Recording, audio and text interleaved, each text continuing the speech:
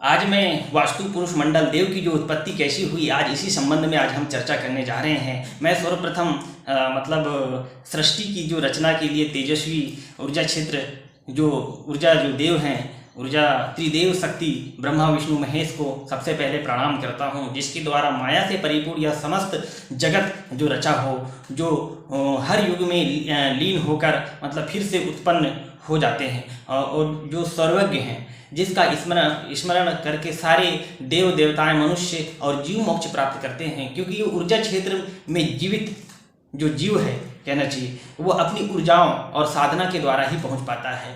और यह जो ऊर्जा जीवन के किसी भी क्रिया में होने की शक्ति है, और यह जीवन की हर सुख सुविधाओं और जीवन में घटित होने वाली समस्त प्रक्रियाएं व प्रत्येक संभावनाओं को अपने में संजोए और समाये हुए हैं। तो किसी भी जीव का उत्पन्न होना या विलीन होना या कोई भी मतलब शक्ति, चाहे वह दृश्य हो या अदृश्य, या फिर उत्पन्न होना या विलीन होना, या समूचा जो क्रम है उसके कर्म या उसके कर्म के फल के अंतर्गत आता है। और यह ब्रह्मा जी के दाहिने और बाएं अंगष्ठ से होता है। किसी भी प्लाट में निर्माण करते समय सर्वप्रथम ब्रह्मा जो ऊर्जा है, जो मतलब सफ़ेद और पीले रंग में हैं, जो ब्रह्मा से ही मतलब मध्य भाग से ही उत्पन्न होते हैं। और उसके द्वारा जो ब्रह्मा और उसकी ऊर्जा का फैलाव कहना चाहिए चारों दिशाओं में मतलब होता है। जैसे ब्रह्मा जी के चार मुख हों, और ये चारों जो दिशाएं हैं, जो चार मुख हैं, तो उनके जो नाम जो हैं हम लेते हैं। जैसे पूर्व दिशा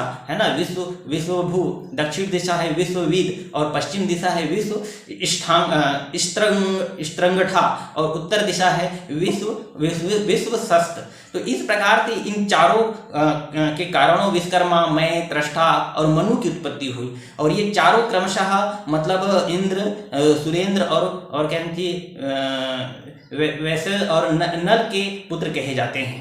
और विश्वकर्मा के पुत्र को स्थपति सभी शास्त्रों का ज्ञाता कहा गया है। और मैं के पुत्र सुग्रग्राही को मानसून धारण करने वाले कहे गए हैं। त्रष्टा के पुत्र वर्धकी को मान कर्म का ज्ञाता कहा गया है। और मनु के पुत्र त्रटक को छीलने काटने का विशेषज्ञ कहा गया है।